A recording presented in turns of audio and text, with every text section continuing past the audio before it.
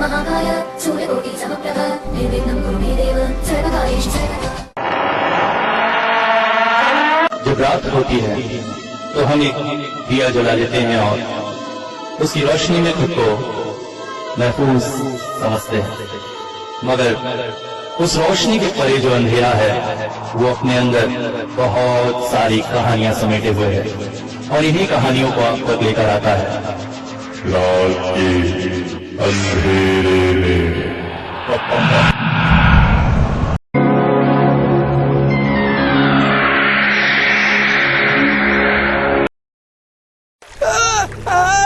बलराम की चीखते शाम के उस सन्नाटे को भी चीख चली जा रही। अब तक नदी के दूसरे किनारे पर बहू के घर वाले पहुंच गए थे। उनके कानों में बलराम की चीख पड़ी। वो सभी तेज कदमों से नदी के पास पहुंचकर परिस्थिति को देखकर आंखें चौड़ी किए हुए वहीं खड़े हुए थे। एक जवान लड़के को मगर ना उसके जैसे जीव ने पकड़ा हुआ है। वो उसे खींचकर नदी में ले जाने की कोशिश कर रहा है और लड़का अपने प्राण बचाने के लिए अथक प्रयास कर रहा है। लड़का अथक प्रयास कर रहा है मगर धीरे धीरे थकते जा रहा है। बहुत का हाथ लट्ठे को छोड़ देगा। उस पार खड़े लोग पार के लोगों को कुछ कह रहे हैं मगर कुछ भी समझ नहीं आ रहा है। वो लोग और आगे बढ़ाए तब उन्हें समझ में आया कि वो कह रहे हैं मत आइएगा इधर, मत आइएगा इधर। मगर युवक को डूबता देखकर वो तेज कदमों से पानी के बीच में आ गए और दो लोग मिलकर उस युवक को ऊपर खींचने का प्रयास करने लगे और तब उन्हें समझ में आया कि अंदर से खींचने वाला जीव और कुछ हो न हो मगर या उसके जैसा कोई जीव नहीं। मगर वो कुछ समझ पाते उससे पहले ही उस खूंखार हाथ ने बलराम का पैर छोड़ दिया और उन दोनों व्यक्ति में से एक जन के पैर को पकड़कर जोरदार खींचा। व्यक्ति ने लकड़ी के लट्ठे को पकड़कर किसी तरह से खुद को संभाला और इसके साथ चीख पड़ा, ऐ, क्या हो रहा है? छोड़ छोड़, मैं कहता हूँ छोड़। मगर छोड़ने के बजाय एक और जोरदार खिंचाव महसूस हुआ। अरे अरे अरे अरे! तब वो फिर बोल पड़े, छोड़ेगा नहीं तो ले। कहते हुए उन्होंने अपने उल्टे हाथ से लकड़ी के लट्ठे को थामा रखा और अपने सीधे हाथ की मध्यमा उंगली छुआ दी उस हाथ के ऊपर। अचानक ही जैसे बिजली का स्पार्क सा हुआ और आवाज के साथ साथ पानी में किसी चीज के कूदने की आवाज आई। इसके बाद वे सभी धीरे धीरे चल नदी के पार आ गए। अभी जो घटना हुई थी उसे देखकर गांव के सभी लोग इतने अधिक विस्फोरित हो गए थे कि उनके मुंह से शब्द नहीं निकल रहे।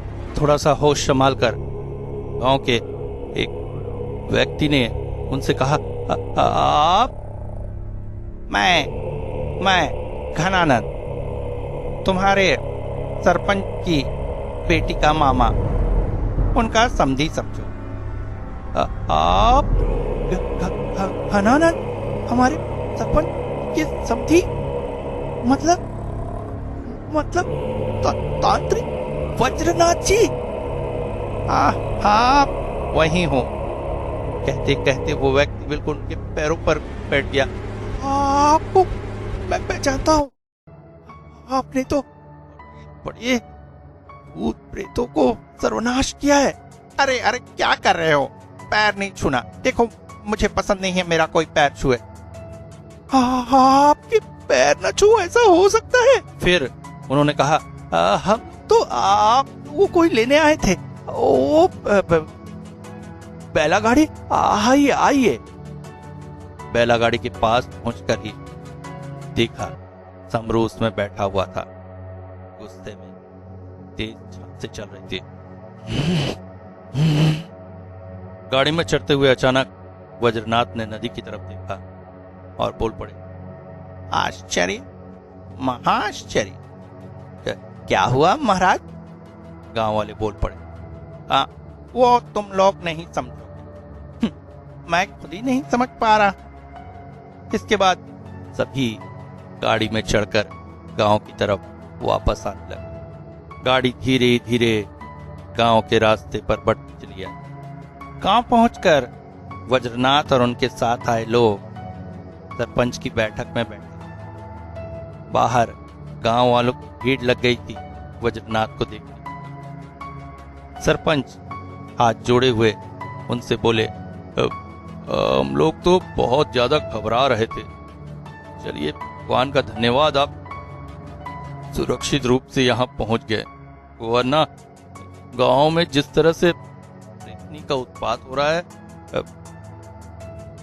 प्रेतनी?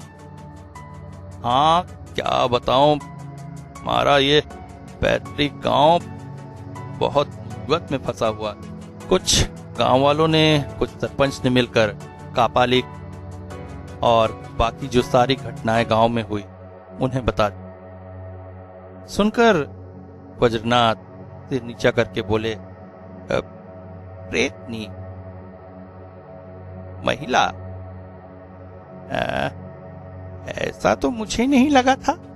मैंने नदी के पास जो देखा, क्या वो झूठ था? क्या देखा आपने? नहीं, वो कुछ नहीं। मगर सरपंच किसी भी हाल में उन्हें छोड़ने को तैयार नहीं थे। वो उनसे बार बार पूछते रहे कि आखिर बात क्या है। फिर गांव वालों से नदी में जो हुआ था सुनकर सरपंच आश्चर्यचकित। इतने बड़े ओझा तांत्रिक जो ना कर पाए, वो आपने कर दिखाया। मैं तो आश्चर्यचकित हूँ। देखिए, मैं आपसे हाथ जोड़कर निवेदन करता हूँ, मेरे गांव को बचा लीजिए। मेरे परिवार की मुझे उतनी चिंता नहीं है, मगर मैं सरपंच होने के नाते गांव को अपनी संतान की तरह मानता हूँ, और इस वक्त मेरी संतान के ऊपर बहुत बड़ी मुसीबत है जिसे मैं किसी भी तरह से रोक नहीं पा रहा हूँ। मैं आपसे हाथ जोड़ के प्रार्थना करता हूँ। अरे अरे, आप क्या कर रहे हैं? आप उम्र में मुझसे बड़े हैं और रिश्ते में भी हमारे समधी है। हमारी बेटी आपके घर आई है।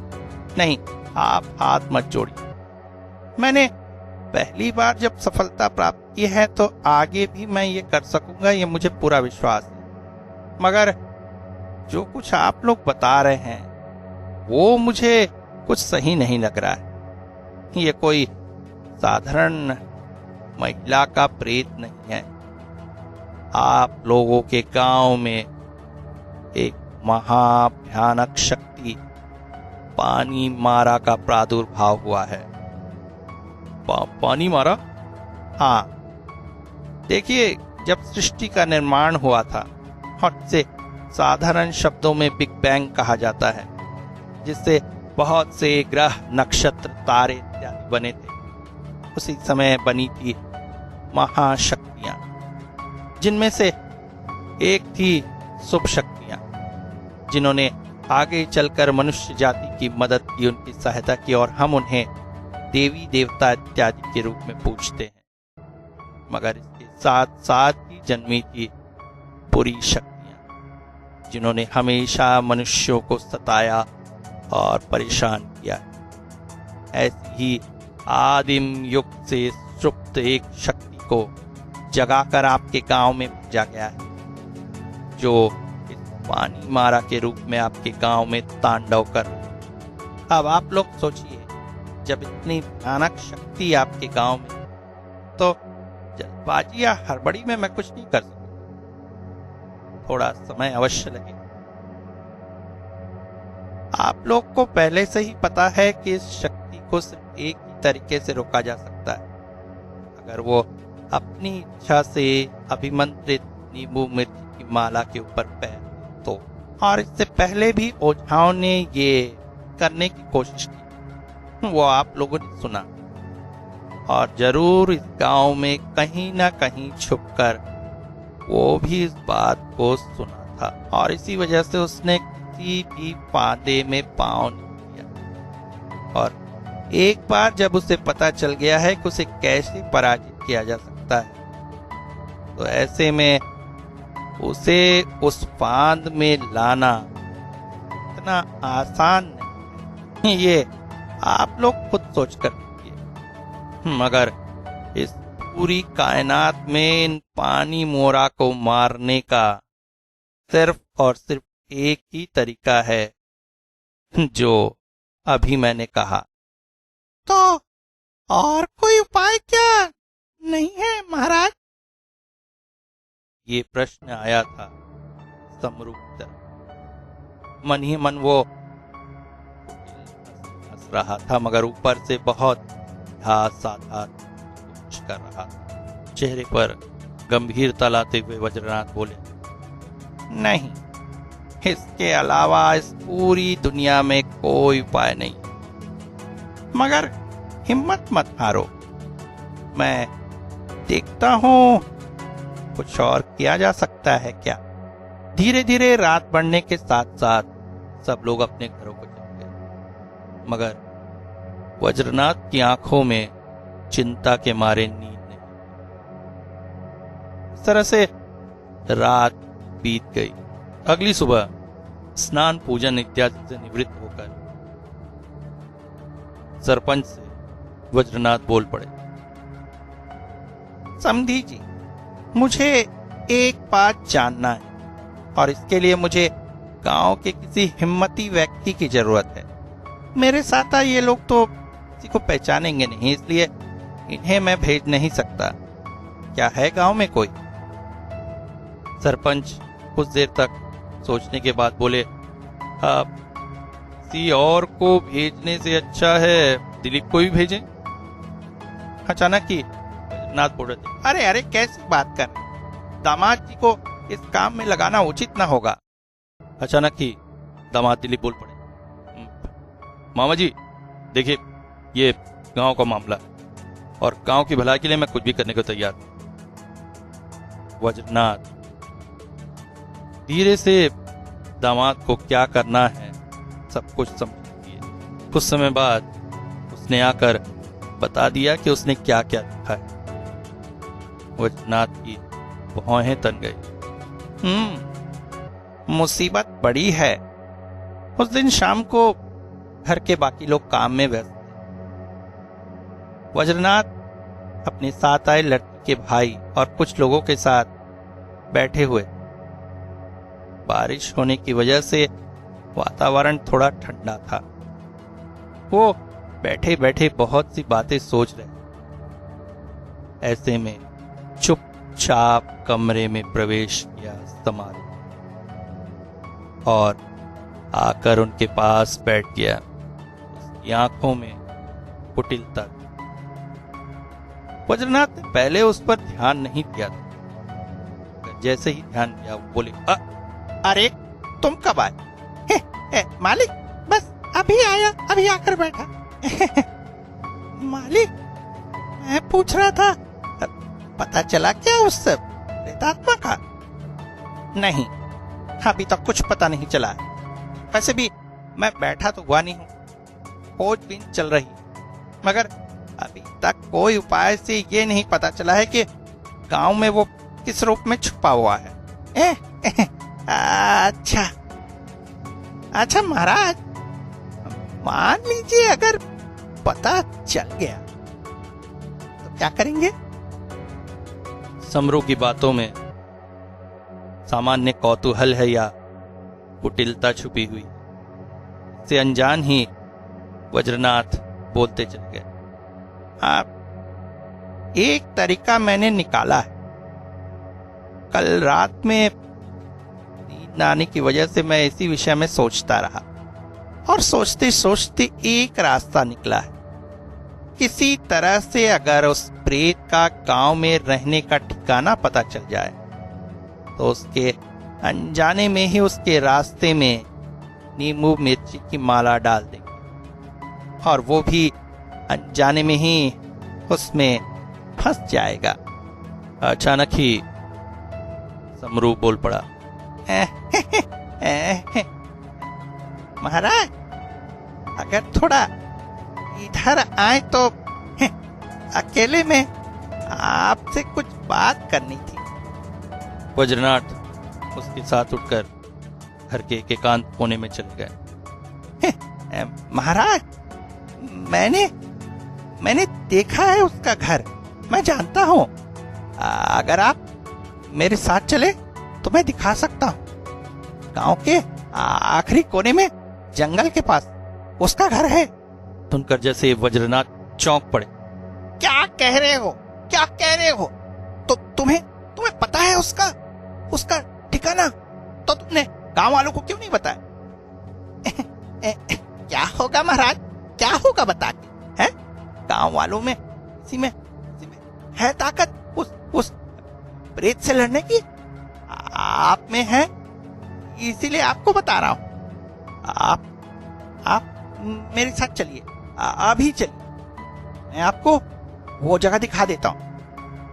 अभी इस रात में, अरे सांप बिच्छुओं का खतरा है, आपको बात का खतरा महाराज, आप तो बहुत शक्तिशाली हैं। ऐसी कोई बड़ी शक्ति मुझ में नहीं है, थोड़ी बहुत शक्ति है। आप ऐसा कहेंगे और मैं मान लूंगा, हैं? हम सबने अपनी आंखों से देखा आपने उस शैतान को कैसे भगाया है, मगर कैसे किया आपने महाराज? में और बड़ी बात क्या है, किसी भी तांत्रिक की शक्तियां उसके हाथों में होती।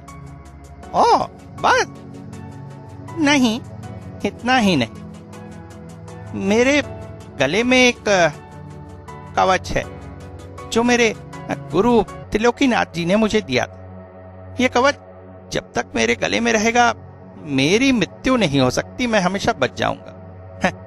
ये बात सामान्यतः मैं किसी को बताता नहीं हूं, मगर तुम्हें बता दे रहा हूं। ओह, क्या कह रहे हैं महाराज? ओह, फिर तो आपको कोई डर ही नहीं है महाराज। मगर सावधान महाराज, मेरी जितनी बुद्धि है उससे मैंने सुना था हर शक्तिशाली की एक कमजोरी जरूर होती है। डरो मत, है एक दुर्बलता, मगर वो इतनी आसानी से नहीं हो सकती। गुरुदेव ने कहा था कि अगर कोई अशुद्ध पैरों से इस कवच को छू ले तो इसकी शक्ति नष्ट हो जाएगी।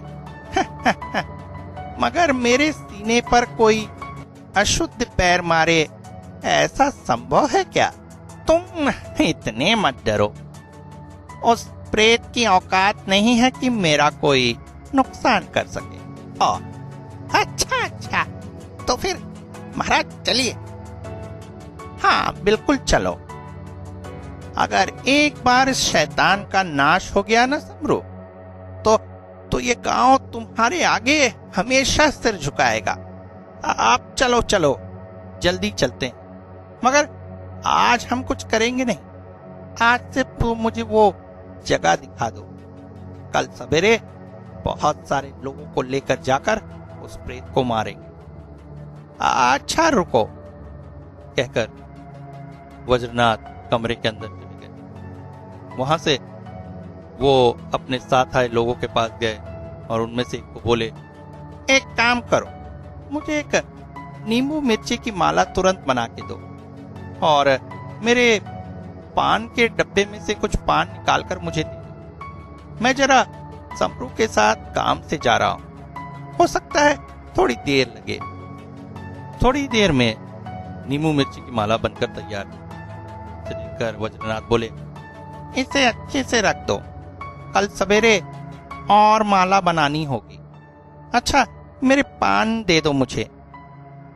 पान के गुच्छे को जेब में रखकर एक साल ढककर वज्रनाथ समरू के साथ चल पड़े। उनके साथ चलते चलते समरू मन ही मन मुस्कुरा रहा था। मन भर के पान पानी खा लो घनानंद और वज्रनाथ महाराज। कल सवेरे जब तुम्हारी आधी खाई हुई छत विक्षत लाश को गांव वाले देखेंगे तो उनकी आखिरी उम्मीद भी जाती रहेगी इस गांव को बचाने की। गांव के बाहर जंगल के रास्ते में दो पैरों की आवाज गूंज रही। चारों ओर सुनसान वीराने में विभिन्न तरह के जंगली जानवरों की आवाजें स्पष्ट सुनाई दे रही। गुरुओं की आवाज से कान जैसे चित्रित होता चला जा रहा था। चारों तरफ घनघोर अंधेरा था। वज्रनाथ इस वक्त समरू को देख नहीं पा रहे थे, मगर समरू पिशाच की आंखों से उन्हें स्पष्ट रहा। अचानक ही एक जगह पहुंचकर समरू बोल पड़ा, बस मालिक, यही। वज्रनाथ बोल पड़े, तो क्या यही उसका निवास है? समरू उनकी तरफ पीठ किए ही बोल पड़ा, मालिक, अगर वो मिल गया तो आप क्या करेंगे? उससे कुछ करूंगा मैंने तो नहीं कहा था। मैंने सिर्फ कहा था वो कहाँ मिलेगा मुझे बता दो, बाकी जो करना है कल सुबह करेंगे। मैंने तुमसे कहा नहीं था? ऐसे ही समय में समरू आसमान हिलाती हुई एक भयानक अट्टहास कर उठा।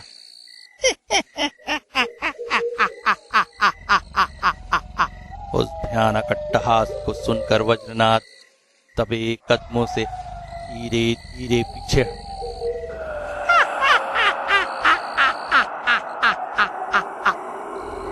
अचानक ही समरू पलटकर घूमा वज्रनाथ की तरफ और अगले ही पल उसका मृतदेह लहराकर जमीन पर गिर पड़ा। इस वक्त वज्रनाथ के सामने एक भयानक दिखने वाली आग स्वयं पानी मारा प्रेत। उसने एक जोरदार लात वज्रनाथ को मारी और हड़बड़ाकर वज्रनाथ पास चढ़ पर गिर पड़े। हड़बड़ाकर उठने की कोशिश में अचानक वज्रनाथ ने देखा वो महाप्रेत अब उनके बिल्कुल ऊपर आके खड़ा था। उसके दोनों पैर उसके कमर के दोनों तरफ थे और धीरे धीरे उसके हाथ लंबे होते जा रहे थे और उसी खड़ी हुई हालत में ही उसके हाथ जमीन पर पड़े वज्रनाथ के दोनों हाथों के पास आकर उनके हाथों को जकड़ लिया। ऐसा लगा जैसे ठंडी तड़सी से उनके हाथों को जकड़ दिया गया। बहुत कोशिश के बाद भी वज्रनाथ अपने आप को छुड़ा नहीं पा रहे थे और अचानक ही उस महाप्रेत ने अपने नुकीले नाखून वाला एक पैर उठाकर पकड़ा वज्रनाथ के बिल्कुल सीने के करीब। वो बोल पड़ा,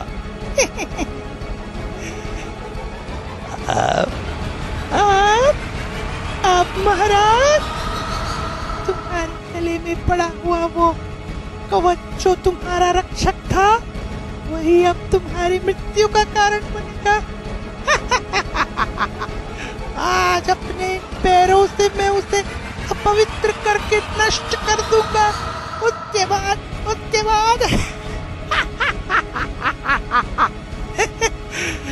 मुझे बिना पहचाने ही अपने सारे राज मुझे तूने बता दिए। अब मुझे हराना बिल्कुल असंभव है। वज्रनाथ चिढ़ और गुस्से की हालत में बोल पड़े, दूर कमीने, तूने मुझे धोखा दिया है। मैं तुझे पहचान नहीं सका। तुझ पर भरोसा करके बिना किसी को बताए, बिना किसी को साथ दिए इस जंगल में मैं तेरे साथ आ गया। सारी रात मुझे बता दिए, मगर तेरे साथ आते समय मेरे घर वालों ने तुझे देखा है। सवेरे जब मेरी लाश मिलेगी तो फिर तू भी नहीं बच पाएगा। तेरे घर वालों को किसी को कुछ बताने की जरूरत नहीं हो। तुझे मारने के बाद उनको भी मार दूंगा मैं। आज के रात की रात। कहकर शैतान ने एक बार वज्रनाथ के चेहरे की तरफ देखा और उसके साथ ही उसने अपने गंदे शैवाल से भरे पैर को वज्रनाथ के सीने पर रख दिया।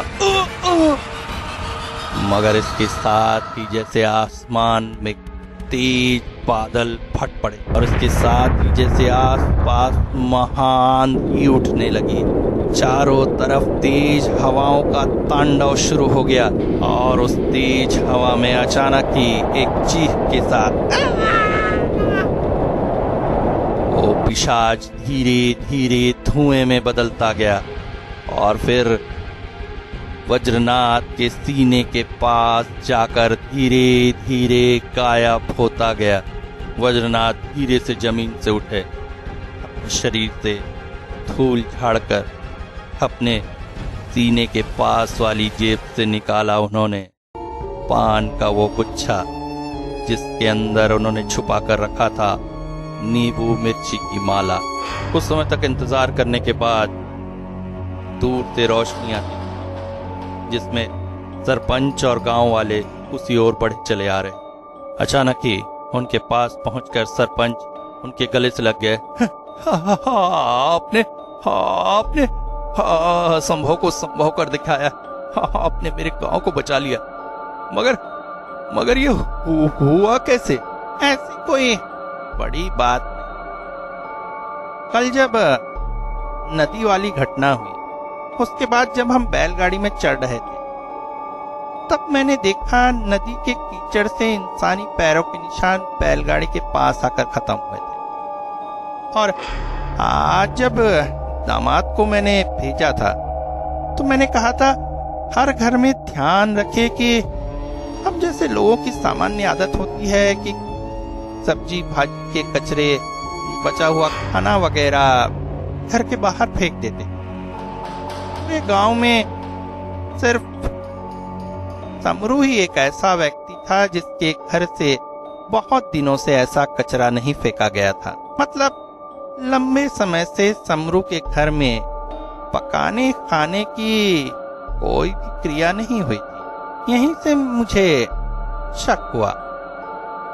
शाम को जब हम लोग बैठे हुए थे तब समरू चुपचाप आकर हमारे पास बैठ गया था। मैंने ऐसी एक्टिंग की जैसे मैं उसे देखकर चमक गया। उसने जब मुझे यहाँ जंगल में आने की बात कही तभी मैंने सारी योजना बना ली और इन लोगों से कहा कि एक माला बनाए, मगर मैंने इन्हें 2 रस्सी। मेरी बात को समझकर इन लोगों ने एक माला बनाकर मुझे दिखाई और वहीं रख दी, मगर दूसरी माला इस पान के गुच्छे में भरकर मुझे दे दी जिसे मैंने अपनी जेब पे रख लिया था। और यहाँ पर इस पिशाच का पैर कैसे लगेगा, इसकी योजना भी मैंने वहीं खड़े खड़े पिशाच को बता दी। बेचारा मुझे मारने के चक्कर में अनजाने में ही इस नींबू मिर्ची की माला में पैर दे गया। इसके बाद वज्रनाथ ने कहा, आप लोग समरू के शरीर की दाह संस्कार का व्यवस्था करिए, मगर उससे पहले इस पिशाच को पाताल की गहराइयों में भेजना होगा।